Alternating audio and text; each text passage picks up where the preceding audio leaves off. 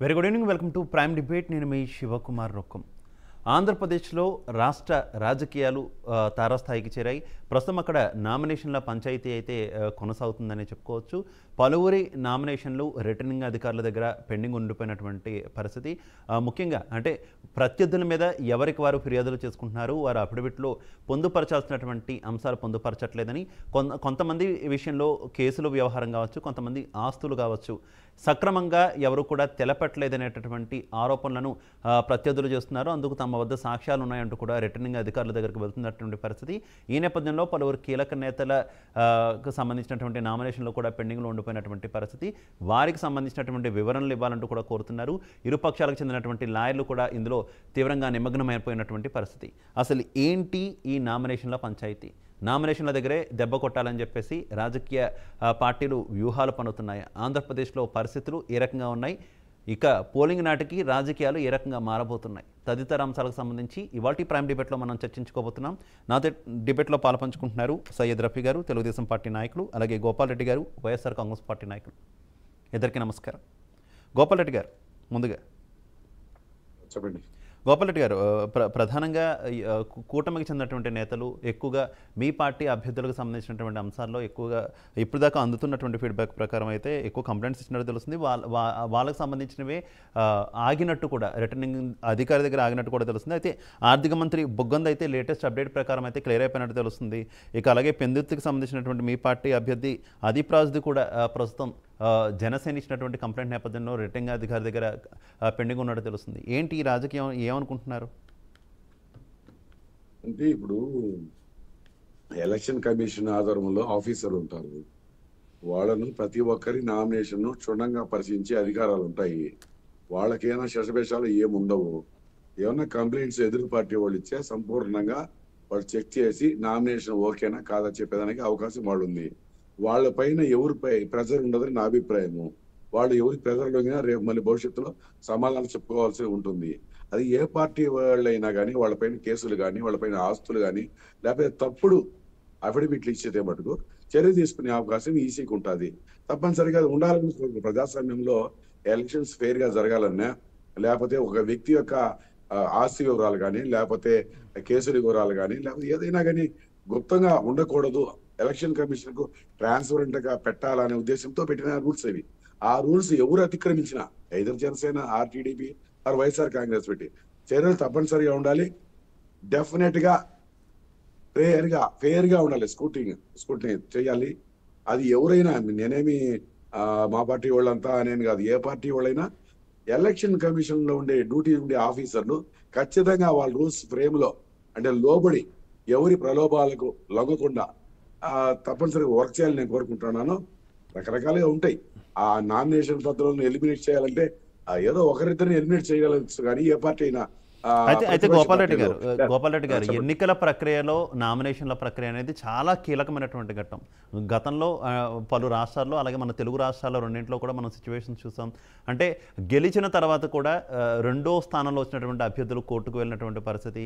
అప్పుడు అఫిడవిట్లో తప్పుడు సమాచారం ఇచ్చారు, వారి ఎన్నికను రద్దు చేయాలి, మమ్మల్ని అభ్యర్థిగా ప్రకటించాలి అనేటటువంటి కేసులు వస్తూ ఉండడం కూడా చూసాం. అవన్నీ కూడా 5 ఏళ్ళు పూర్తిగా వాళ్ళ టర్మ్ అయిపోయేదాకా కూడా కోర్టులో కంటిన్యూ అవుతూ ఉండడానికి కూడా మనం చూసినటువంటి పరిస్థితి. అత్యంత కీలకమైనటువంటి ఈ నామినేషన్ విషయంలో అంటే కావాలని చేశారని కూడా ఎవరు అనక్కర్లేదు.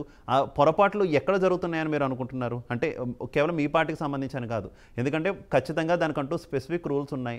అలాగే అధికార పార్టీ అయినా వేరే పార్టీ అయినా ప్రతి రాజకీయ పార్టీ దగ్గర సీనియర్ లాయర్లు ఉంటారు, అడ్వకేట్స్ అంతా దగ్గరుండి చూసుకుంటూ ఉంటారు. అయినా కూడా ఈ రకమైనటువంటి తప్పుదారి ఎందుకు దొరుకుతున్నాయి అనుకుంటున్నారు? మీ ఆడియో మ్యూట్లోకి వెళ్ళింది గోపాల్ రెడ్డి గారు. మీ ఆడియో మ్యూట్లోకి వెళ్ళింది. ఏం లేదండి, వస్తుంది. కంటిన్యూ. ఆస్తులు గొడవ కొంతమందికి ఉంటుంది. ఆస్తులు గోప్యత పాటిస్తూ ఉంటారు, కొంతమంది కులము గోప్యత పాటిస్తూ ఉంటారు, కొంతమంది కేసులు గోప్యత. ఇవన్నీ ఉండకూడదు. అంటే ఒకసారి ఎన్నికల కమిషన్ అనేది చాలా ఆర్డినరీగా ఉంది. ఒక 20-30 ఏళ్ళప్పుడు టీఎన్ శేషన్ వచ్చిన తర్వాత ఎన్నికల కమిషన్ కు ఏం పవర్లు ఉంటాయి, ఎలా రాజకీయ పాలన కట్టడి చేయొచ్చు, ఎలా వాళ్ళను సరైన దారిలో నడపాలనే వ్యక్తి ఆదిగా నిలబడిన టీఎన్ శేషన్ గారు. తర్వాత ఒక్కడే ఉండకూడదు, శేషన్ లాంటి నియంతగా ఉంటుందని ఈ ఎన్నికల కమిషన్ 3 కమిషన్లు పెట్టారు. 3 ఉంటే ఒక పార్టీకి సంబంధించిన ఒకడు, అట్లా ఆ కమిషన్ యొక్క పవర్లను ఈ ముగ్గురు కమిషన్లు పెట్టి కొంతమంది రాజకీయ పార్టీలు, నేషనల్ రాజకీయ పార్టీలు, మళ్ళీ ఒకటి చెప్తున్నాను, నేను ప్రాంతీయ పార్టీలతో ఏం సంబంధం లేదు, నేషనల్ రాజకీయ పార్టీలు మన కబంధ హస్తాల్లో ఈసీ ఉండాలని కొన్ని మార్పులు చేశారు ఆ రోజు కాంగ్రెస్ పార్టీ. కాబట్టి ఏ వ్యవస్థనైనా రాజకీయ నాయకుల వైపు ఏళ్లు చూపించేట్టుగా ఉంటే, రాజకీయ నాయకుల దుశ్చేష్టలకు ఎదురు తిరిగితే కొన్ని సంస్థలను నిర్వీర్యం చేసేది కేంద్ర ప్రభుత్వంలోనే కొన్ని జాతీయ పార్టీలు చేస్తున్నాయి. అది చేసి ఉండకూడదు. ప్రజాస్వామ్యంలో దురదృష్టకరం. ఎందుకంటే రాజకీయ పార్టీల్లో ప్రతి ఒక్కరు అంబేద్కర్ గారికి పోయి ఆయన జయంతి రోజు, వర్ధంతి రోజు దండలేస్తుంటారు. కానీ అంబేద్కర్ రాసిన రాజ్యాంగాన్ని మనం పాటించాలా, అంబేద్కర్ ఏమి చెప్పాడు అంటే వాక్ స్వాతంత్రం కానీ లేకపోతే ఇంకోటి కానీ మనం ఎలా ఉండాలా, ప్రజలకు రోల్ మోడల్ గా ఏ ఉండాలి చాలా మంది మర్చిపోయారు రాజకీయాలు. అంటే ఒక్కోసారి ఇంతకుముందు 30 ఏళ్ల ముందు 40 ఏళ్ల ముందు ఏ సినిమా థియేటర్ లాగా ఏ బస్సులో ఎక్కినా మొత్తం సిగరెట్స్ తాగేవాళ్ళు. ఇప్పుడు మార్పు వచ్చింది, ఏ థియేటర్ లో కూడా ఆ పొగ వాసన లేదు, ఏ బస్సులో. అంటే మనము ఆశావాదుగా ఆప్టమిస్టిక్ గా ఉండాలా. ఈ ఎన్నికల ఆ విషయంలో కూడా గొప్పగా పెను మార్పులు రావాలా, రాజకీయ నాయకుల్లో మార్పులు రావాలా, అంటే ట్రాన్స్పరెంట్ గా ఉండాలా. ఎప్పుడంటే ఒక నిజాయితీ అయిన అధికారి, ఏ ప్రలోభాలకి లొంగని అధికారి, ఎటువంటి ఏ పార్టీ అయినా ఇబ్బంది పెట్టినా పర్వాలా, వాళ్ళ ఖచ్చితమైన మార్కులు నడపాలని నేను కోరుకుంటా. ఇదేమి అన్ని పార్టీల్లో సత్యహరిచంద్రుడు ఉండాలి, అన్ని పార్టీలో అన్ని రకాల వాళ్ళు ఉంటారు. కానీ మాక్సిమం గురుతర బాధ్యత ఈసీ పైన, అది సక్రమంగా నిర్వర్తించాలని కంప్లైంట్ వాళ్ళపైన మేము మా పైన వాళ్ళు చేసుకుంటారు. అట్లా చేసుకుంటేనే కదా ఎవరో ఒకరు కొంతమంది అన్న అవినీతి పరులు లేకపోతే ఎవరో ఒకరు కొంతమంది బయట నిలబడుగుతారు. ప్రజాస్వామ్యం బతికి బట్టగట్టాలంటే ఒకరిపైన ఒకరు ఇలాంటి చిల్లర వాళ్ళు కొంతమంది రాజకీయ నాయకులు ఉంటారు, వాళ్ళ యొక్క బండారం బయట పెట్టాలా. మా దగ్గర ఉన్న మేమైనా బయట పెడతాం, వాళ్ళైనా బయట పెట్టాలా. ఇది ఆరోగ్యకరంగా ఉండాలని నా ఉద్దేశం సార్. Right, okay. రఫీ గారు ఏమంటారు? ప్రధానంగా ఇప్పటి వరకు ఆంధ్రప్రదేశ్కు సంబంధించినటువంటి పెండింగ్లో ఉన్నటువంటి పలువురు అభ్యర్థులకు సంబంధించినటువంటి నామినేషన్ విషయంలో మాత్రం మీ కూటమి నేతలు, అంటే కొన్ని చోట్ల తెలుగుదేశం పార్టీ కావచ్చు, కొన్ని చోట్ల జనసేన కావచ్చు, అభ్యంతరాలు తెలిపినటువంటి పరిస్థితి. ఎందుకు పలువురు అభ్యర్థులకు సంబంధించి వారు నామినేషన్ వేసినటువంటి నామినేషన్ల విషయంలో మీకు అభ్యంతరాలు వచ్చాయి? ఇది కొంతమంది మాత్రం ఇందులో కూడా రాజకీయ కుట్రను చూస్తున్నారు కదా, రాజకీయ కోణాన్ని తొంగ చూస్తున్నారు కదా, మీరేమంటారు రఫీ గారు? మీ ఆడియో మ్యూట్లో ఉన్నట్టుంది, చూడండి ఒకసారి రఫీ గారు. నేనే సరే, మీకు అలాగే గోపాల్ రెడ్డి గారికి, ప్రైమ్ 9 వీక్షకులకు శుభ సాయంత్రం. గోపాల్ రెడ్డి గారు చాలా బాగా మాట్లాడారు, చాలా చక్కగా చెప్పారు. ఆయన ఏ పార్టీ అయినా సరే వాస్తవాలు మాట్లాడారు, అభినందించవలసిన అంశం. ఇందులో ఇది ఎన్నిక అనేది పోటీ అండి. ఆ ఎమ్మెల్యే స్థానం కానీ ఎంపీ స్థానం కానీ ఎవరు అందుకోవాలనే ఒక పరుగు పందెం లాంటిది. ఎవరైతే రూల్స్ని అతిక్రమించి ఉంటారో వాళ్ళని డిస్క్వాలిఫై చేస్తారు. ఇప్పుడు మన ప్లేయర్స్ సెలెక్ట్ చేసేటప్పుడు అన్ని రకాలుగా చూస్తారు. డిస్క్వాలిఫై అయిపోయిన వాళ్ళు అంతే, వాళ్ళు వెనక్కి వెళ్ళిపోతారు. ఇప్పుడు ఎన్నికల సంఘం ఉంది, ఆర్ఓకి రిటర్నింగ్ అధికారికి వెళ్ళి నామినేషన్ సమర్పించాలి. ప్రతి కాలం ఫిలప్ చేయాలి. ఫిలప్ చేసిన ప్రతి దానికి ఎన్క్లోజర్స్ పెట్టాలి. ఎన్క్లోజర్స్ ఫేక్ కాకుండా ఫ్యాక్ట్, గవర్నమెంట్ నుంచి తీసుకున్నటువంటి ఇన్కమ్ ట్యాక్స్ రిటర్న్స్ కానివ్వండి, తమ ఆస్తులు కానివ్వండి, తమకున్నటువంటి వాహనాలు కానివ్వండి, తమ పేరు మీద ఉన్నటువంటి కేసుల వివరాలు కానివ్వండి, అన్నీ కూడా దాంట్లో పొందుపరచాలని చెప్పేసి పెట్టారు. దాంట్లో ఎవరైనా ఫుల్ఫిల్ చేయలేదనుకోండి, ప్రత్యర్థి వర్గం ఖచ్చితంగా దాన్ని పాయింట్అవుట్ చేస్తారు. చేసినప్పుడు కొంతమంది డిస్క్వాలిఫై అయిపోతారు. ఇప్పుడు ఆర్ఓ సరిగ్గా పనిచేయలేదనుకోండి, ఆర్ఓ మీద ఎన్నికల అధికారి అమరావతిలో ఉంటాడు, ఆయన కంప్లైంట్ చేస్తాడు. ఆయన వివరణ అడుగుతాడు. ఆ వివరణకి ఆ ఆర్ఓ సరిగ్గా సమాధానం చెప్పి కరెక్ట్గా ఇవ్వకపోతే ఆర్ఓనే సస్పెండ్ చేసి అతను ఎన్నికల నిర్వహణలో ఉండకూడదని చెప్పి అతని మీద ఛార్జ్షీట్ కూడా ఫ్రేమ్ చేసి అతని ఉద్యోగం కూడా బహుశా తీసేయవచ్చు. అంత కఠినమైనటువంటి పద్ధతులు ఉంటాయి. ఇవన్నీ కూడా చేస్తారు. పార్టీలు ఎన్నున్నా సరే ఈ పరుగు పందెంలో, ఈ కాంపిటీషన్లో అన్నీ కూడా ఒకళ్ళ గురించి ఒకళ్ళు ఎంక్వైరీ చేసుకుంటారు. ఆ ఇచ్చినటువంటి అప్లికేషన్ వెబ్సైట్లో పెడతారు కాబట్టి దాన్ని క్షుణ్ణంగా పరిశీలిస్తారు. నాకు తెలిసి ఇప్పుడు గుడివాడ కొడాల నాన్నగారిది ఉంది. ఆయనకి మున్సిపల్ కార్పొరేషన్ అధికారి కమిషనరు ఒక నోటీస్ ఇచ్చాడట.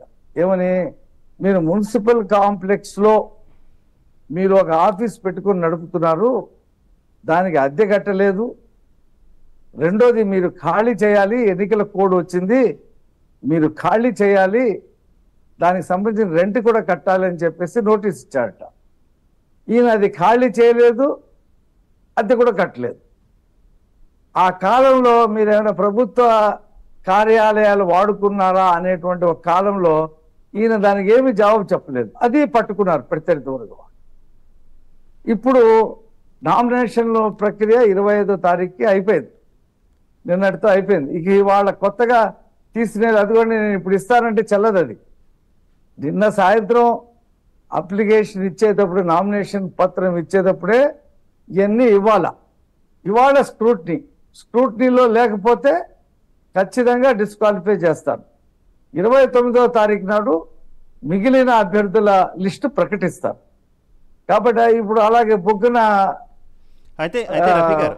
రాజనాథ్ రెడ్డి గారు ఆయన కూడా కొన్ని కాలమ్స్ ఫిలప్ చేయలేదని చెప్పేసి నామినేషన్లో పరిశీలనలో ఉన్న మాట నిజం.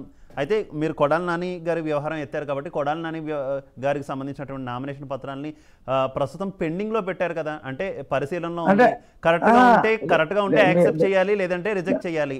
కానీ పరిశీలనలో పెట్టడాన్ని ఏ రకంగా చూస్తారు? పరిశీలనలోనే పెడతారు.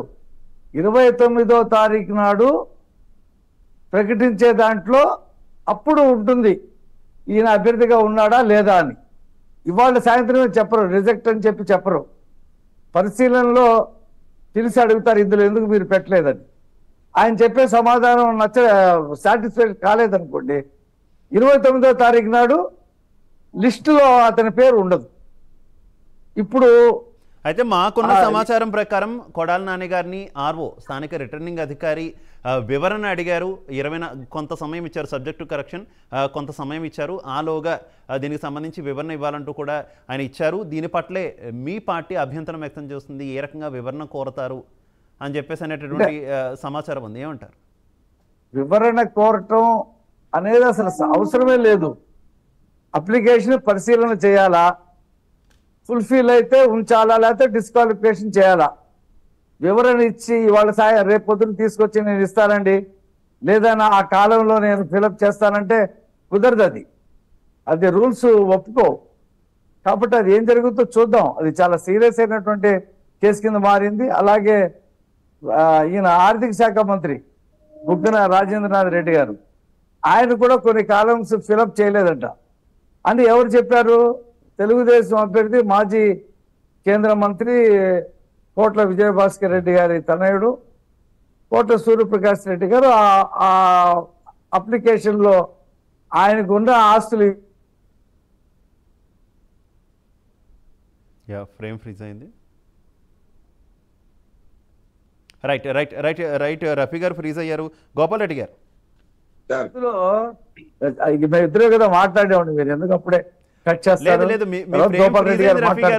మీ ఫ్రేమ్ ఫ్రీజ్ అవడం వల్ల ఆయన దగ్గరికి వెళ్ళాను నేను. కంటిన్యూ. ఏం ఫ్రీజ్ అవ్వాలా? ఇప్పుడు ఏమవుతుందంటే ఇది ఒక కాంపిటీషన్ అండి. ఎవరితో రాజీ పడరు, ప్రతి అంశాన్ని కూడా పట్టుకుంటారు. తెలుగుదేశం అభ్యర్థులు ఎవరైనా సరైనటువంటి పద్ధతిలో నామినేషన్ ఫిలప్ చేయకపోతే వైసీపీ వాళ్ళు, కాంగ్రెస్ వాళ్ళు ఎవరో కూడా పట్టుకుంటారు, అందులో ఏం సందేహం లేదు. ఇప్పుడు మనం గుజరాత్లో చూసాం, కాంగ్రెస్ అభ్యర్థి అప్లికేషన్లో ఈ సంతకాలు 2 ఫేక్ సంతకాలు పెట్టాడనేది తేలింది పరిశీలనలో. అతని అప్లికేషన్ రిజెక్ట్ అయింది. బీజేపీ అభ్యర్థి ఏకగ్రీవంగా ఆ భయం కూడా ఇప్పుడు కొత్తగా వచ్చింది. ఆ భయం కూడా ఇప్పుడు కొత్తగా వచ్చింది. సూరత్ ఏకగ్రీవానికి సంబంధించినటువంటి అంశానికి కూడా మనం డిస్కస్ చేసుకుందాం. Welcome back. Right, Gopal Reddy గారు, రఫీ గారు చాలా మంచి విషయాన్ని ప్రస్తావించారు. ప్రధానంగా సూరత్ ఏకగ్రీవ అంశానికి సంబంధించి ఈ అంశం మీదే దేశవ్యాప్తంగా కూడా తీవ్రమైనటువంటి చర్చ నడుస్తుంది. ఇదంతా కూడా సక్రమంగా జరిగింది అంటూ భారతీయ జనతా పార్టీ స్పష్టం చేస్తుంటే, కొంతమంది మాత్రం తీవ్ర అనుమానాలు వ్యక్తం చేస్తున్నారు. అండదండలు అంటే అధికార బలం కావచ్చు, ధనబలం కావచ్చు, ఇదంతా కూడా ఉపయోగించి కావాలని వెనకాల ఉండి భారతీయ జనతా పార్టీ ఇదంతా చేయించింది అనేటటువంటి ఆరోపణలు కూడా వస్తున్నాయి. నిజంగా ఈ ఆరోపణలు కనుక నిజమైతే ఇది ఒక కొత్త ఒరవడి సృష్టించినట్టు అవుతుంది కదా దీన్ని ఇతర రాజకీయ పార్టీలు కూడా కొనసాగితే. పారదర్శకంగా ఎన్నికలు జరుగుతాయి, అసలు ఏమంటారు? ప్రజాస్వామ్యంలో వింత పొగడులు పుట్టుకొస్తున్నాయి. ఎందుకంటే కాంగ్రెస్ పార్టీ అనేది ఏ ఇతర పార్టీల బతకనీయకుండా కొన్నేళ్లు రాజ్యం వెళ్ళింది. అంటే పార్టీలో చీలికలు తెచ్చేసేది, తర్వాత ఆ ప్రభుత్వాన్ని కొట్టేది, మళ్ళీ ఎలక్షన్ పెట్టేది అనేది కాంగ్రెస్ పార్టీ చేస్తాం. దానికన్నా దుర్మార్గంగా ప్రవర్తించే పార్టీ బీజేపీగా తయారైంది. అది హోల్సేల్ గా పార్టీలుగా ఉంటుంది. అంటే 30 మంది ఉంటే 30 మంది కొనేసి బీజేపీ ప్రభుత్వం అంటారు. అంటే ప్రభుత్వాలను మార్చడంలో ఒకరిద్దరిని కొనడంలా, పార్టీలు చేర్చడంలా కాంగ్రెస్ మారిది పార్టీని కొనేస్తుంది. కొన్ని స్టేట్లలో కొనేసింది ఎవరు? BJP party. అంటే వాళ్ళు కేవలం సిద్ధాంతపరంగా ప్రజాస్వామ్యబద్ధంగా ప్రజాస్వామ్యానికి పరిడవిల్లేట్టుగా చాలా జాతీయ పార్టీలు ఏమంత ప్రవర్తించడంలా. ఎవరైనా చెప్పుకోవాల్సింది. ఇప్పుడు తెలుగుదేశం గురించి చెప్పుకుంటే రవి గారి కోపం వస్తుంది. కానీ ప్రజాస్వామ్యం మేము 23 మంది ఎమ్మెల్యేలు మేము గెలిచాము, ఒక 23 మందిని వాళ్ళు తీసుకున్నారు, మళ్ళీ వాళ్ళకి మినిస్టర్లు ఇచ్చారు, అది కూడా ప్రజాస్వామ్యమే. అంటే తెలుగుదేశం పార్టీ కాంగ్రెస్ పార్టీ సిద్ధాంతాలు అంటే సగం మందిని కొందాము, ప్రతిపక్ష పార్టీని పూర్తిగా నిర్వీర్యం చేద్దాము, ప్రజాస్వామ్యంలో ప్రతిపక్షం ఉండకూడదు, బతకూడదు, అవసరమైతే మనిషిని లేకుండా చేయాలా, లేకపోతే పార్టీని లేకుండా, ఇలాంటి దుర్మార్గ పోవడానికి బీజేపీ పోతుంది. తర్వాత వీళ్ళు పోతారు. వీళ్ళు రకరకాల ఇప్పుడు మళ్ళీ ఎన్నికల గురించి మాట్లాడతాం, నామినేషన్ గురించి. కేసీఆర్ కారు లేదంటే ఎవరన్నా నవ్వుతారండి? కొన్ని 100 కోట్లు ఉన్నాయి. అలాగే వెంకయ్య నాయుడు గారు ఆయన రాష్ట్రపతి ఉపరాష్ట్రపతికి నామినేసినప్పుడు ఆయనకు కూడా కారు లేదు. ఆయన కూడా మన భారతదేశంతో కారులు అమ్ముతున్నాడు. కాబట్టి ఇటువంటి ఈ యొక్క ఎన్నికల ఈసీకి ఇచ్చే వాళ్ళ వివరాలలో ఎవడు న్యాయం చెప్తున్నాడు, ఎవడు కరెక్ట్ గా చెప్తున్నాడు, ఈ పరిశీలన చేయాలంటే 3 సుప్రీంకోర్టు సిట్టింగ్ న్యాయమూర్తులు వేసి కూడా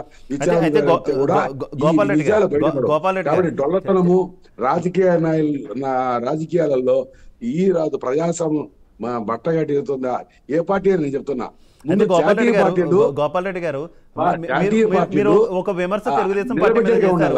అయితే టీడీపీ నేతలు కూడా, టీడీపీ నేతలు కావచ్చు, కూటమి నేతలు కావచ్చు, మీ మీద గతంలో స్థానిక సంస్థల ఎన్నికల్లో తీవ్ర ఆరోపణలు చేశారు కదా.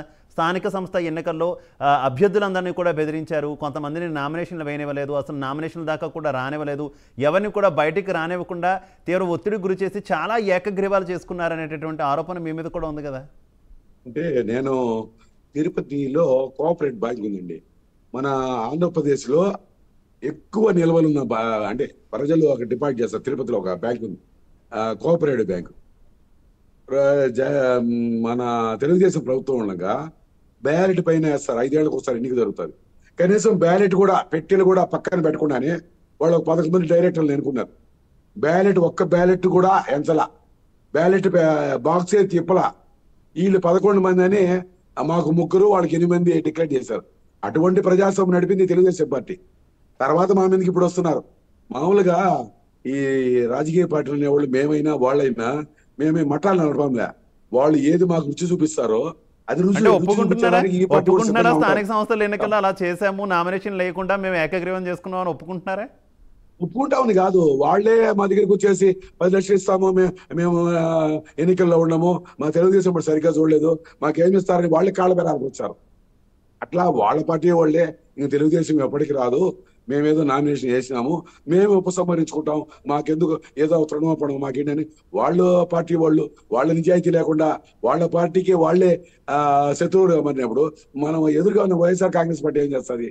కాబట్టి ఇప్పుడు మీరు ధర్మ రాజకీయాలు మాట్లాడితే రఫీ అయినా నేనైనా ప్రజలు హర్షించరు. వాస్తవాలు మాట్లాడుకోవాలి. ఒకరోజు తప్పైనా ప్యానెల్లో నేనుండా, రఫీ గారు ఉన్నారు, రఫీ గారికి చక్కగా మాట్లాడినారు, ఆయన అనుకూలంగా మాట్లాడి వాస్తవాలు మాట్లాడదాం. ఇప్పుడు ఒక వాస్తవాలు మాట్లాడుకుంటే వాస్తవాలు ఓకే గోపాల్ రెడ్డి గారు ఇవన్నీ వాస్తవాలే. కానీ ఈ రకమైనటువంటి ఒరవడి కంటిన్యూ అవ్వడం కరెక్టా? ఈ ఒరవడి కంటిన్యూ అయితే భారత ప్రజాస్వామ్యం ఏమవ్వాలి, రాజకీయాలు ఏమవ్వాలి? అది కదా అసలు ప్రశ్న. ఇవన్నీ వాస్తవాలు. ఇలానే జరుగుతుంది, ఇలా జరుగుతుందని మనం బాధపడుతున్నాం. కానీ వాళ్ళు స్టార్ట్ చేశారని మీరు, లేదంటే మీరు చేశారని వాళ్ళు, ఈ రకమైనటువంటి ఒరవడి కంటిన్యూ అవ్వడం కరెక్టా? ఇప్పుడు ఏ ఏ ఏ విలక్షణమైన ఈ యొక్క రోగాలకి ఎక్కడో ఒకటి ఫుల్ స్టాప్ ఉంటుంది. ఒక పీక్ స్టేజ్కి వెళ్తాయి ఏదైనా. ఇప్పుడు కరోనా కూడా అంతే కదా, ఒక పీక్ స్టేజ్ పోయి మళ్ళీ తగ్గిపోయింది. దానికి ఏదో ఒక వ్యాక్సిన్ ఏదో ఒకటి వస్తుంది. మనం ఆశిద్దాం. సమాజం బాగుండాలా, సమాజంలో రాజకీయ పార్టీలు ధర్మాన్ని పాటించాలా. ఇప్పుడు ఒక విధంగా ఓపెన్ రఫీ గారు ఉన్నారు, ఆయన హైదరాబాద్ లో కూడా నేను ఎక్కడో చూసినట్టు ద గార్డియన్ ఇంగ్లీష్ పేపర్ ఏదో వర్క్ చేసినట్టుంది ఆయన. నేను కూడా గార్డియన్ లో వర్క్ చేశా, ఆయన గుర్తుందో లేదో. ఏమి రఫీ గారు కరెక్టేనా? ఆ రోజున విలువలు ఈ రోజులో లేవు. ఎందుకంటే చాలా మటుకు దీన్ని సంస్కరించే వాళ్ళు ఎవరో ఒకరు వస్తారు, తప్పనిసరిగా వస్తారు. అందుకని మన ప్రయత్నం మనం చేద్దాం. కాకపోతే నేనేమంటున్నాను, మా పార్టీ చాలా నిజంగా ఉందని రఫీ గారు చెప్పినా, మా పార్టీ ఇంకా ప్రజాస్వామ్యంలో అని చెప్పిన అతిశయోక్తి అవుతుంది. ఇదంతా టిట్ ఫార్ టాట్ అనే రాజకీయాలు నడుస్తున్నాయి. భవిష్యత్తులో కూడా ఇంకా కొన్ని రోజులు జరగవచ్చు. ఏదేమైనా ఒక స్థాయి వచ్చిన తర్వాత ఈ రాజకీయాలు మార్పు వస్తుంది. ప్రజలు ఎక్కడోసారి బేస్ నిలబడతారు. ఈ పార్టీ న్యాయం చేస్తుందా మాకు, ఆ పార్టీ న్యాయం. అసలు బీదలకు దాన్ని ఏమంటారు, పథకాలు ఇస్తేనే ఓరవలేని పార్టీలు ఉన్నాయి. బీదలు కూడా వాళ్ళ పిల్లలు కూడా చదువుకోవాలి ఇంగ్లీష్ మీడియము, వాళ్ళ పిల్లలు కూడా బూట్లు కావాలన్నా, వాళ్ళకి పిల్లలు కూడా చేతిలో బుక్కులు పట్టుకోకుండా బ్యాగులు ఇస్తారా అనే కాడికి వస్తుంది. అంటే బీదరికం అంటే అదొక శాపంలా, అదొక అంటరానితనంగా భావించే పార్టీలు కూడా ఉన్నప్పుడు ఇంకా ప్రజాస్వామ్యం గురించి, ఎన్నికల స్కూటీ గురించి ఇన్ని మాట్లాడే అనవసరం. బీదోళ్ళు కూడా పైకి రావాలి, వాళ్ళ దిగువ స్థాయి వాళ్ళు కూడా వాళ్ళ ముందు పైకి రావాలని కోరుకోవాలా. అలాంటి వ్యవస్థ లేదు. వీటిలో చదవాలంటే 40 లక్షలు లేదే ఒక ఇంజనీరింగ్ రాడు. మనం అమరావతిలో ఒక 50 ఎకరాలు ఫ్రీగా ఇచ్చేస్తాం. వాడు ఎవరికన్నా ఒక 20%, 10% మందికో, 100 మంది విద్యార్థులు 20 మందికో ఫ్రీగా సిక్కేవాళ్ళ. అలా ఇచ్చే నిబంధన ఏమన్నా ఉందా? ఏదో ప్రజలు, అమరావతి ప్రజలు ఇచ్చారు భూములు. విట్టోడు మన బంధువు, ఈడు వాడు బంధువు, ఈడు కృష్ణ వాళ్ళ కాలేజ్ నారాయణ వాళ్ళ బంధువులు, వీళ్ళంతా మనం తలా 100 ఎకరాలు ఇస్తే మంది కాదు కానీ ఇచ్చేది. అలాంటి రాజకీయ నాయకులు ఉన్నప్పుడు అంటే ఫస్ట్ అండి ఈ కుల రాజకీయాలు నశించాలా. మీడియాలో కూడా ఒక కులాన్ని అంటిపెట్టుకోండి అంటే మిమ్మల్ని అనడం లేదు. కొన్ని పార్టీలు ఉన్నాయి, మీరు చెప్పినా చెప్పకపోయినా మీడియా కూడా 2 భాగాలుగా విడిపోయింది. కొంతమంది న్యూట్రల్ గా కూడా ఉన్నారు, కాదల్లా. ఆ న్యూట్రల్ గా ఉన్నారు కాబట్టి ఇంతమంది టీవీలో ఆన్ చేసుకొని కొంతమంది చూస్తున్నాం. లేకపోతే వాళ్ళు చెప్పేది ఏంది ఎంటైర్ విరుద్ధంగా ఉండదు. కాబట్టి ఈ ప్రక్షాళన జరగాలి. ఈ ప్రక్షాళన కోసమే జరుగుతుంది. ఇప్పుడు కేవలం ఈడ దాని ఏమంటారు, ఆ బుగ్గన రాజేంద్ర లేదా కొడాలి నాని కాడ అక్కడ స్కూటింగ్ చేసి వాళ్ళిద్దరిని రాజకీయాల్లో లేకుండా, లేకపోతే అభ్యర్థిత్వం లేకుండా అంటే ప్రజాస్వామ్యం మారిపోదు. తనంతట మార్పు రావాలి. రాజకీయ నాయకుడి దగ్గర ఉండే వాళ్ళు కూడా సార్ ఇది అన్యాయం అని చెప్పగలగాలి. కానీ ఇదంతా రైట్ గోపాల్ రెడ్డి గారు, రైట్ రఫీ గారు, గోపాల్ రెడ్డి గారు ప్రస్తావించినట్టు మీ పార్టీ పుట్టిందే తెలుగువారి ఆత్మగౌరవం అనేటటువంటి నినాదం మీదే. ఎప్పుడైతే మీ పార్టీలో చీలికను గవర్నర్ను ఉపయోగించి కావచ్చు, నాదెండ్ల భాస్కరరావును ఉపయోగించి కావచ్చు కాంగ్రెస్ పార్టీ ప్రోత్సహించిందో అప్పుడు కూడా మీరు తెలుగువాడి ఆత్మగౌరవం అంటూ కూడా నినదించారు, ప్రజాస్వామ్యాన్ని నిలబెట్టుకున్నారు. అటువంటి పార్టీ ఇప్పుడు ఏకంగా ఆయన ప్రస్తావించినట్టు ఇతర పార్టీలో గెలిచినటువంటి ఎమ్మెల్యేలను మీ పార్టీలోకి తీసుకురావడం, వారిని తీసుకురావడమే తప్పు అంటే మళ్ళీ వారికి మంత్రులుగా బాధ్యతలు ఇవ్వడం, అంటే వాళ్ళు రాజీనామా చేసి మళ్ళీ మీ పార్టీ సింబల్ మీద గెలవకుండానే వారిని మంత్రులు ఇవ్వడం, మంత్రి పదవులు ఇవ్వడం, ఇదంతా కరెక్ట్ అంటారు? ఈ కైండ్ ఆఫ్ రాజకీయాన్ని ఏమంటారు? ఇదే తరహా వాతావరణం అనేది తెలంగాణలో కూడా కంటిన్యూ అయినటువంటి పరిస్థితి కదా. ఈ ఒరవడి కరెక్టే? ఇప్పుడు ఇందాక ఫస్ట్ రౌండ్లో మనం ఈ డిబేట్ చూస్తున్న వాళ్ళు ఇన్స్పైర్ అవటం కోసం మాట్లాడారు. సెకండ్ రౌండ్ వచ్చేటప్పటికి ఇక ఎవరి పార్టీ గురించి వాళ్ళు రాజకీయాలు మాట్లాడే పరిస్థితి. జగన్మోహన్ రెడ్డి గారు ప్రతిపక్ష నాయకుడిగా ఉన్నప్పుడు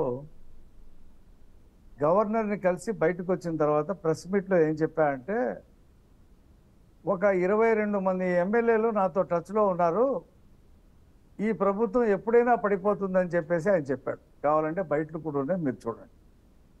అంటే తెలుగుదేశంలో ఉండేటువంటి ఎమ్మెల్యేలని తను తిప్పుకొని ప్రభుత్వాన్ని పడగొట్టాలనే కదా ఆయన చేసింది ప్రయత్నం. ఓపెన్గా చెప్పాడుగా, 1-2 నెలల్లో ఈ ప్రభుత్వాన్ని నేను పడేస్తాను, 22 మంది ఎమ్మెల్యేలు నాతో టచ్లో ఉన్నారని చెప్పాడు. మరి ప్రజలు తెలుగుదేశం పార్టీకి అధికారం ఇచ్చారు. దాన్ని ఆయన ఎమ్మెల్యేలు లాగి పడగొడతారంటే చంద్రబాబు నాయుడు గారు చూస్తూ ఊరుకుంటాడా? ఆయన ప్రభుత్వం కాపాడుకుంటాడు కదా. ఒక్క నిమిషం రవి గారు, 23 మంది మేము టచ్ లో ఉన్నారంటే మీరు కొనేశారు అయితే మీ పార్టీ ఎమ్మెల్యేలు నమ్మకుండా మా పార్టీ ఎమ్మెల్యేలు కొనేశారు. వీళ్ళు పోతారేమో జగన్ అని మా ఎమ్మెల్యేలు కొనేశారు. కరెక్టేలేండి. మీ గోపాల్ రెడ్డి గారు ఆయన కంటిన్యూ చేయండి. గోపాల్ రెడ్డి గారు ఆయన కంటిన్యూ చేద్దాం ప్లీజ్. మీరేం మాట్లాడినా నేను ఇంటర్వ్యూ కాదా? నేను కూడా ఏం అడగల, మిమ్మల్ని మాట్లాడే ఉంటాను.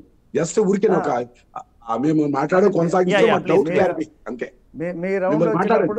రఫీ గారు మీకేమి ఇబ్బంది లేదు, మీరు మాట్లాడండి. కాబట్టి కొన్నారా లేకపోతే వాళ్ళకి ఇన్స్పైర్ చేసి తీసుకున్నారా అనేది చర్చ వేరు. సరే, ఆ తర్వాత జగన్మోహన్ రెడ్డి గారు ఆ అంశాన్ని ప్రజల్లో చెప్పి అధికారంలోకి వచ్చాడు. నలుగురు శాసనసభ్యులు ఎవరెవరు? గన్నవరంలో వంశీ, అలాగే బలరాము చీరాల్లో, అలాగే వాసుపల్లి గణేషు, గుంటూరులో మద్దాలగిరి, ఈ నలుగురు మా పార్టీ నుండి గెలిచారు. వాళ్ళలో ముగ్గురు వాళ్ళ వైసీపీలో పోటీ చేస్తున్నారు. వాళ్ళు ఇన్ఛార్జీలు కూడా అయ్యారు ఆ పార్టీలకి. కానీ స్పీకర్ మాత్రం వాళ్ళ మీద ఏం చర్యలు తీసుకుని జగన్మోహన్ రెడ్డి గారు చెప్పిన నీతులన్నీ కూడా గాల్లో కలిసిపోయింది. నువ్వు మా పార్టీ వాళ్ళు నలుగురిని నువ్వు తీసుకోకుండా ఉండుంటే ఏదైనా మాట్లాడేది కండువా కప్పలేదు కదా అంటారు. ఆడ పిల్లలు కప్పారు కండువా. కరణం బలరాం గారు నుంచుంటాడు, వాళ్ళ అబ్బాయి కండువా కప్పుతారు. ఇది ఎవరికి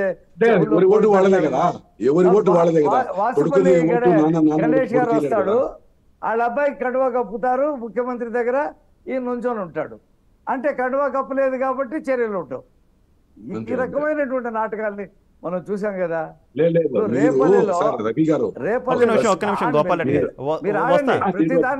మీరిద్దరే కదా ఉన్నది. వస్తా మీ దగ్గరికి వచ్చినప్పుడు మీరు చెప్తారు. కానీ గోపాల్ రెడ్డి గారు ఒక్క నిమిషం ఆయన కంప్లీట్ చేయండి. ఎంత సమయం పాటించా కంప్లీట్ చేద్దాం. యా కంటిన్యూ రఫీ గారు. మీరును ఆయన ఇద్దరే మాట్లాడుకుని నేను క్విట్ అవుతా. కంటిన్యూ రఫీ గారు ప్లీజ్ కంటిన్యూ. లేదు కాబట్టి నీతులు పగలు చెప్పటం, రాత్రి దాఖలు లాగటం అంటే ఇదే. ఇవాళ మాచర్లలో ఈ స్థానిక సంస్థల ఎన్నికల్లో మా పార్టీ నాయకులు బోండా ఉమా గారు, బుద్ధాంకిని గారు ప్రచారానికి వెళ్తే ఇంత పెద్ద దొంగ తీసుకొని కారు మీద పొడుస్తూ చంపాలని ప్రయత్నం చేసిన వ్యక్తి వాడు చైర్మన్, అక్కడ మున్సిపల్ చైర్మన్. కాబట్టి ఇలాంటి దౌర్జన్యాలు జగన్మోహన్ రెడ్డి గారు ఏమన్నాడు ఎమ్మెల్యేలకి, మంత్రులకి, స్థానిక సంస్థల ఎన్నికల్లో మీరు ఏకగ్రీవాలు చేస్తారో నెగ్గుకు వస్తారో రండి, మంత్రులు మీరు చేయలేకపోతే గవర్నర్కి వెళ్ళి రాజీనామా చేసండి, ఎమ్మెల్యేలు మీకు టికెట్లు ఇవ్వనని చెప్పేసి ముఖ్యమంత్రి చెప్పాడు. మరి దౌర్జన్యాలు చేశారు. జాకెట్స్లో నామినేషన్ పత్రాలు దాచుకొని వస్తుంటే అమ్మాయికి జాకెట్లో చేయి పెట్టి లాగి చింపేశారు. గేట్ల దగ్గర అరాచకాలు చూసాము. కాబట్టి అవన్నీ మాట్లాడుకోవాలి అనుకుంటే ఇక ఓకే, లేదు మంచి ప్రజాస్వామ్య విలువల కోసం మనం ఈ డిబేట్ కంటిన్యూ చేసి ప్రైమ్ నైన్ చూస్తున్న వాళ్ళకి ఒక ఇన్స్పైర్ కలిగిస్తాము అంటే ఓ పద్ధతి. ఓకే, దానికి నేను దేనికైనా రెడీ. అదేనా మాట్లాడతా, ఇదేనా మాట్లాడతా. ఇప్పుడు మన చర్చ ఏంటి? నేను సూరత్ విషయాన్ని చెప్పా. సూరత్లో అక్కడ ఉండేటువంటి 15-16 లక్షల మంది ప్రజల్లో కాంగ్రెస్ అభ్యర్థి ఒక్కడే నామినేషన్ వేయాలా, మిగతా ఇండిపెండెంట్ లేరా, మిగతా పార్టీ వాళ్ళు లేరా? అక్కడ పరిస్థితులు ఆ రకంగా మిగతా వాళ్ళందరినీ మేనేజ్ చేశారు. కాంగ్రెస్లో అభ్యర్థి దగ్గర కూడా ఫేక్ సంతకాలు పెట్టించి దాన్ని డిస్క్వాలిఫికేషన్ చేసుకోగలిగాడు ఆ బీజేపీ అభ్యర్థి. విషయం మాట్లాడాలన్నప్పుడు అది నిజం. ఇది ప్రజాస్వామ్యానికి మంచిది కాదు. వాళ్ళు సుప్రీంకోర్టులో కేసు ఏమి నడిచింది? ఏదైతే వీవీప్యాట్లు ఉంటాయో 100% వీవీప్యాట్లు లెక్క పెట్టాలా, అది అభ్యర్థి చేతికి రావాలా, అతనే చూసుకొని నేను దేని మీద నొక్కానో ఆ ప్రింట్ వచ్చిందా లేదో చూసుకొని ఆ డబ్బాలో అతనికి వేసేటువంటి అవకాశం ఇవ్వాలా. అప్పుడు ఈ ఈవీఎంల మీద అనుమానం పోతుందని చెప్పి కేసు వేశారు. కానీ సుప్రీంకోర్టు జడ్జీలు ఈ ఎన్నికల సంఘం అధికారులు చెప్పింది విని ఇది బాగానే ఉంది, 25% ర్యాండమ్గా చెక్ చేయవచ్చు, ఎవరైనా అభ్యర్థి అడిగితే అవన్నీ చూపించవలసిన అవసరం ఉంటుంది, 45 రోజులు మాత్రం వాటిని దాయండి అని చెప్పేసి చెప్పారు. Yeah. ఒక పోరాటం ఎన్నికల సంస్కరణలో అది ఒక పోరాటం న్యాయస్థానం దాకా వెళ్ళింది.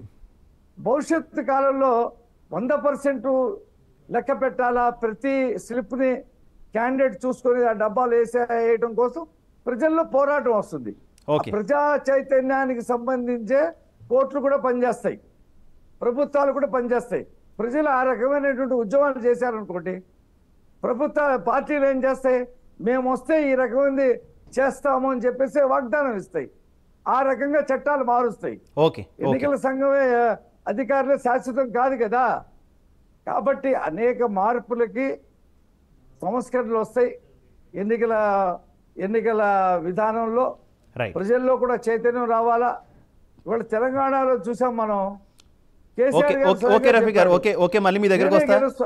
నేనే గెలుస్తున్నాను అని అనుకున్నాను. నోటిఫికేషన్ వచ్చిన తర్వాత నాకు అర్థమైంది మేము గెలవట్లేదు. ఎంత ఘోరమైన ఓటం అంటే ఖమ్మం, నల్గొండ, మహబూబ్ నగర్, వరంగల్ జిల్లాల్లో ఒక్కొక్క ఎమ్మెల్యే 50,000 మెజార్టీతో గెలిచాడు.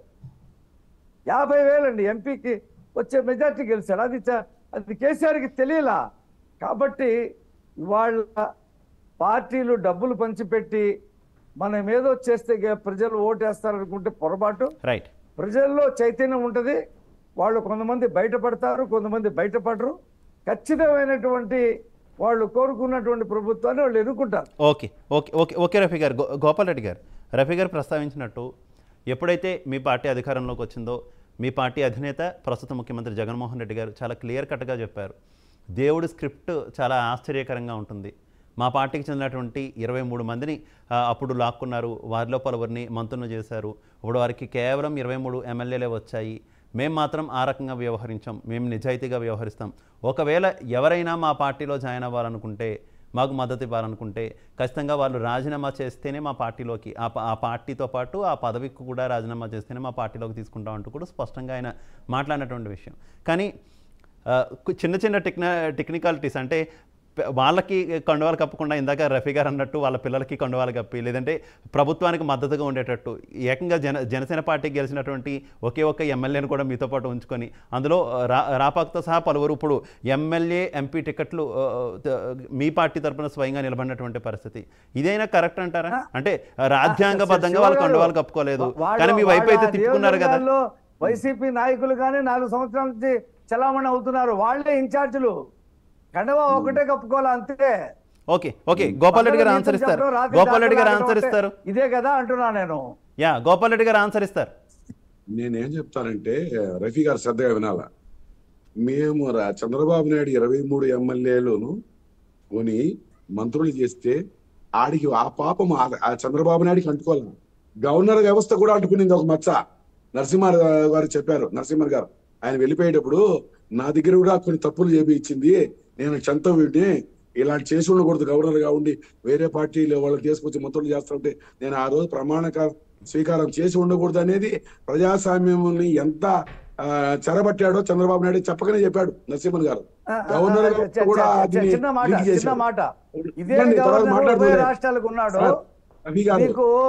తెలంగాణలో తెలుగుదేశం నుంచి గెలిచినటువంటి ఎమ్మెల్యే ఆయన మంత్రి చేశాడు.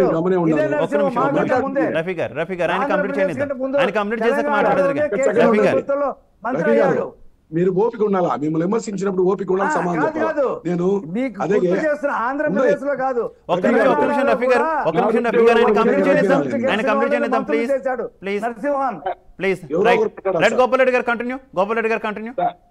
సార్ నేనేమంటానంటే ఎక్కడైనా అధికారం బదలాయింపు జరిగేటప్పుడు ఎన్నికల్లో ఎవరు గెలిస్తే వాళ్ళకి అధికారం బదలాయింపోతుంది. వాళ్ళ ఓడిపోయిన ముఖ్యమంత్రి రాజీనామా చేయడము, లేకపోతే ఎవరైతే ఎన్నుకోబడతారో వాళ్ళ శాసనసభ్యులు కూడా వాళ్ళు ముఖ్యమంత్రులు. చంద్రబాబు నాయుడు రాజకీయం అలా స్టార్ట్ కాల. ఆయన వైస్రాయ్ హోటల్లో స్టార్ట్ అయింది. ఆయన వచ్చి ఎమ్మెల్యేలందరూ ఒకసారి పురోగేసి ఎన్టీ రామారావు ఏమన్నా చంద్రబాబుకి అన్యాయం చేశాడా? డైరెక్ట్ గా ఉన్నా ఆయన కర్షక పత్రిక చైర్మన్ చేసి ఆర్థిక మంత్రి చేసి మీకేం ఇబ్బంది? తర్వాత సమాధానం చెప్పండి.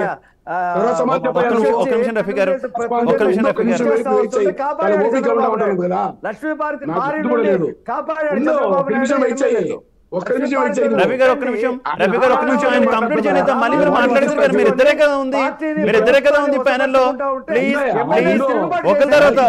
ఒకరి తర్వాత ఒకరు మాట్లాడేది కానీ ప్లీజ్. రఫీ గారు దుర్మార్గం రాజకీయాలు స్టార్ట్ అయింది తెలుగుదేశం చంద్రబాబు నాయుడుతో. రఫీ గారు ఒక్క నిమిషం ఆయన కంప్లీట్ చేయనిద్దాం. ఆయన కంప్లీట్ చేసిన తర్వాత మీరు ఆయనకు సమాధానం ఇద్దరు కానీ. రఫీ గారు ఆయన కంప్లీట్ చేసిన తర్వాత మీరు ఆయనకు సమాధానం ఇద్దరు కానీ ప్లీజ్. నేను చెప్తాను సార్. మామూలుగా ఎన్టీ రామారావు గారు తెలుగుదేశం పార్టీ వ్యవస్థాపక అధ్యక్షుడు. తెలుగుదేశం చంద్రబాబు నాయుడు ఎమ్మెల్యేలందరినీ ఆకట్టుకొని డబ్బులు ఇచ్చి రకరకాల ప్రభావాలు పెట్టి ఆయన ముఖ్యమంత్రి అయినాడు. శాసనసభలో యనమల రామకృష్ణుడు స్పీకర్ గా ఉంటే కనీసం 1 నిమిషం మాట్లాడతానంటే కూడా వ్యవస్థాపక అధ్యక్షుడు మాట్లాడిలా. అటువంటి దుర్మార్గమైన రాజకీయాలు చేశారు. అప్పటికి పార్టీ అధ్యక్షుడు ఆయనే, ఎవరు ఎన్టీ రామారావు గారే. వ్యవస్థాపక అధ్యక్షుడు, పార్టీకి సింబల్ ఇచ్చినోడు, పార్టీకి ఊపిరి లూదినాడు, పార్టీకి జెండా సృష్టించినోడు, పార్టీని సమూలంగా పేద ప్రజల దగ్గర చేసినాడు. అటువంటి మహానుభావుడిని నేను 2 నిమిషాలు మాట్లాడతానంటే Come to the point, Gopal Reddy garu, very NTR daake వెళ్ళిపోయారు. Come to the point. మీరు గతంలో మీకు చెందిన ఎమ్మెల్యేను తీసుకున్నారు తెలుగుదేశం పార్టీ వాళ్ళు. 23 మందిని వాళ్ళు తీసుకున్నారు, కొందరిని మంత్రులను చేశారు. మీరు విక్టిమ్స్, మీరు బాధితులు. దానికి సంబంధించి ప్రజాక్షేత్రంలో మీరు పోరాడారు, అధికారంలోకి వచ్చారు, మేము అలా చెయ్యమన్నారు. కానీ తర్వాత అదే రకమైనటువంటి వరవడి కంటిన్యూ చేయడం కరెక్టా రాంగా? బాధితులైన మీరే మరోసారి అలా వ్యవహరించడం ఎంతవరకు కరెక్ట్? మేము ఎవరిని మినిస్టర్లు చేయలేదు, ఎవరికి ప్రోత్సాహం ఇవ్వలేదు. వాళ్ళు మెజారిటీ కాదండి, ఒక అద్భుతమైన మెజారిటీ మీకు ఉంది. ఒక అద్భుతమైన మెజారిటీ ఉంది మీకు. 150కి పైగా ఎమ్మెల్యేలు ఉన్నారు. అంత అద్భుతమైన మెజారిటీ ఉండగా కూడా పక్క పార్టీ వాళ్ళని అట్రాక్ట్ చేయడం అంటే, లేదంటే వాళ్ళు వస్తామని పోనీ వాళ్ళు మీ మీద విశ్వాసం చూపించి వస్తామన్నా కూడా వాళ్ళని మీ పక్కన పెట్టుకోవడం అంటే ఎంతవరకు కరెక్ట్ అంటారు? ఇప్పుడు ఒకరు వస్తారు ముఖ్యమంత్రి దగ్గరికి, మా నియోజకవర్గం పనులు చేయాలి సార్ అంటాడు. ముఖ్యమంత్రి ఆ ఎమ్మెల్యేతో మాట్లాడకూడదు అనే ఎక్కడ రూల్స్ లేవండి. మేము కూడా చంద్రబాబు నాయుడు ముఖ్యమంత్రిగా ఉన్నప్పుడు చాలా మా ఎమ్మెల్యేలు కూడా చాలా మంది చేరారు. అంతవరకే కానీ వాళ్ళు ఏమైనా మినిస్టర్లు చేశామా చెప్పమని చెప్పండి. రవి గారిని ఏమన్నా అధికార బదలాయింపు వ్యవసాయ కుట్రలు చేశామా, లేకపోతే పార్టీ వ్యవస్థాపక అధ్యక్షుడు మాట్లాడకుండా దుర్మార్గమైన రాజకీయాలు స్టార్ట్ అయింది, మొదలు పెట్టింది చంద్రబాబు నాయుడు గారు. జగన్మోహన్ రెడ్డి ఎక్కడ దుర్మార్గమైన రాజకీయాలు. ఆయన ఈ దుర్మార్గం రాజకీయాలకి 18 నెలలు జైల్లో ఉన్న వ్యక్తిని ఎటువంటి పరిస్థితుల్లో ప్రజలు ఆమోదించరు. నిజంగా నేరం చేయలేదు జగన్మోహన్ రెడ్డి, ఏ ఆర్థిక నేరం చేయలేదు కాబట్టి ప్రజలు నమ్మి అధికారం ఇచ్చారు.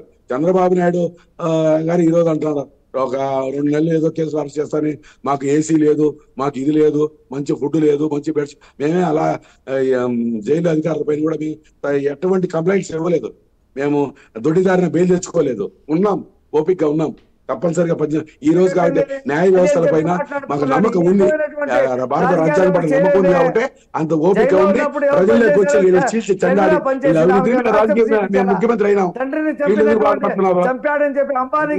ఆయన మాట్లాడండి సార్, ఆయన రవి గారు ఆయన మాట్లాడండి, ఆయన ఏదో ఆయనకి ఏదో రాష్ట్రం మాట్లాడండి, ఆయన కూడా చెల్లి తల్లి ఇద్దరు కలిసి ప్రచారం చేశారు.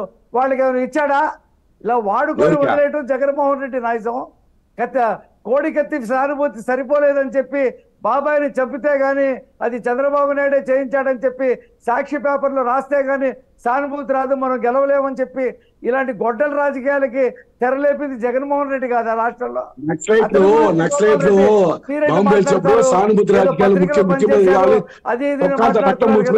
తిరిగిన వ్యక్తి చంద్రబాబు నాయుడు. సానుభూతి రాజకీయాలు మేము చేయలే, మీరు స్టార్ట్ చేశారు. తీసుకొచ్చి 6 నెలలు ముందు ఎలక్షన్ పోయినారు. సానుభూతి మీరు పడుతున్నారు, మేము కాదు. చంద్రబాబు రక్తం పూసుకొని కోడి రక్తం పూసుకొని ఆయన సమాధానం చెప్పమనండి. సానుభూతి రాజకీయాలు మీరు చేశారు. రఫీ ఏమైందయ్యా? నిన్న సానుభూతి రాజకీయాలు చేశారు, మేము కాదు. 2003లో ముందే ఎలక్షన్ ఎందుకు పోయాడు ముందు ఎలక్షన్ కి? బాంబు ఫ్లాష్ రాజకీయంగా ఉపయోగించుకోవాలని ఆయన చేశాడు. మేము మాట్లాడేది రాజకీయాలు దుర్మార్గానికి కానీ, లేకపోతే సానుభూతి గారు కానీ, లేకపోతే సొంత భావన వెన్నుపోటు వచ్చిన కానీ మీరు దుర్మార్గమైన రాజకీయాలు మీరు చేశారు. దారుణంగా ట్రోల్ చేస్తున్నాడు మా అన్న అని చెప్పేసి కన్నీళ్లు పెట్టుకుంది విజయమ్మ డైరెక్టర్ ని సోషల్ మీడియాలో. సజ్జల మీ భార్గవరెడ్డితో దగ్గర ప్యాకేజ్ తీసుకొని కన్నీళ్ళు పెట్టుకొని ఉండొచ్చు.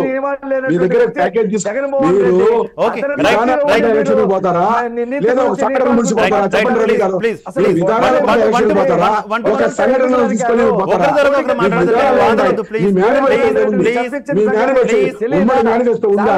ఏముంది మీ దగ్గర ఎలక్షన్ పోయేదానికి? ఏ ముఖం పెట్టుకుంటారు మీరు ఎలక్షన్కి? దయచేసి ఒకరి తర్వాత ఒకరు మాట్లాడాలి. చంద్రబాబు ఎవరికి నాయుడు అర్థం కాదు, అమలు ఎవరికి పరచాలి. అర్థం కాదు. మనకు టైం తక్కువ ఉంది. గోపాల్ రెడ్డి గారు, రఫీ గారు, గోపాల్ రెడ్డి గారు, రఫీ గారు, మనకు టైం తక్కువ ఉంది. ఇలా వాదించుకుంటే ఎవరికి ఏమీ అర్థం కాదు. Please please please time kill చేసుకోవద్దు, టైం కిల్ చేసుకోవద్దు. చిన్నపిల్లాడట అవినాష్ రెడ్డి చిన్నపిల్లాడు. ఒక్క నిమిషం గోపాల్ రెడ్డి గారు, రఫీ గారిది అయిపోయిన మీ దగ్గరకు వస్తాను. ఒక్క నిమిషం గోపాల్ రెడ్డి గారు. రఫీ గారు మీరు కంప్లీట్ అయ్యారు కదా? రఫీ గారు మీరు కంప్లీట్ అయ్యారు కదా? గోపాల్ రెడ్డి గారు కంటిన్యూ. గోపాల్ రెడ్డి గారు కంటిన్యూ. ఏదైనా మాట్లాడితే ఒక పద్ధతి మాట్లాడుకుంటే ఆయన మాట్లాడతాడు. ఒక్క నిమిషం రఫీ గారు, రఫీ గారు ప్లీజ్ ప్లీజ్. మీరిద్దరూ మాట్లాడడం వల్ల ఎవరికి అర్థం కావట్లా. మీరిద్దరూ మాట్లాడడం వల్ల ఎవరికి అర్థం కావట్లా. అవినీతి పరుణ్ణి పట్టుకొని అతన్ని వెనకేసుకొచ్చి ఈ రాష్ట్రంలో మేమేదో సంస్కరణలు తీసుకొస్తున్నాం, ఈయనేదో గొప్పవాడు పైనుంచి దిగి వచ్చాడని చెప్పి మాట్లాడితే ఖచ్చితంగా ఓకే రఫీ గారు, ఓకే రఫీ గారు, రైట్ రైట్ రైట్ రఫీ గారు, right please please please Rafi గారు. ఇంగ్లీష్ ముక్కలు చెప్పలేడు. ఆ రోజే 10th క్లాస్ పేపర్లు రైట్ రైట్ రఫీ గారు, రఫీ గారు, రఫీ గారు మనకు టైం తక్కువ ఉంది. రఫీ గారు మనకు టైం తక్కువ ఉంది. రైట్ రఫీ గారు, రఫీ గారు ఓకే ఓకే రఫీ గారు. గోపాల్ రెడ్డి గారు కంక్లూడ్ చేయాలి. గోపాల్ రెడ్డి గారు చివరిగా ఏం చెప్పాలనుకుంటున్నారు? సార్ రఫీ గారు మాదిరి ఒక్క నిమిషం రఫీ గారు. వాస్తవం విమర్శించే ప్రజలకు సమాధానం రావాలా? ఆయన విలక్షణమైన రాజకీయాలు చేసేవికి చంద్రబాబు నాయుడు ప్రజాస్వామ్యంలో ఉండే విలువలను కాపాడని వ్యక్తి. అంబేద్కర్ గారికి మళ్ళీ ఆయన పోయి జయంతి రోజు వర్ధంతి రోజు ఈయన దండేస్తారంటే అంబేద్కర్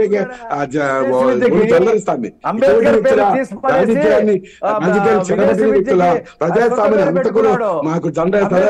ఆయనే బాధపడిపోతాడు. ఎవరు అంబేద్కర్ గారు ప్రజల మండలతో ప్రజలు ఓట్లు ఇస్తే మేము గెలిచాం. చంద్రబాబు నాయుడు దయదార్చులు రాజకీయంలో మేము చంద్రబాబు నాయుడు దయదార్చులు మేము ముఖ్యమంత్రి కాల.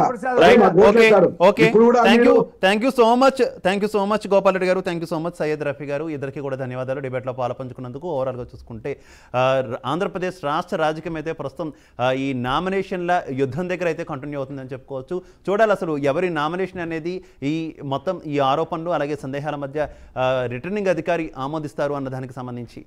ఇది ఇవాల్టి prime debate. Keep watching prime 9 news. నమస్తే.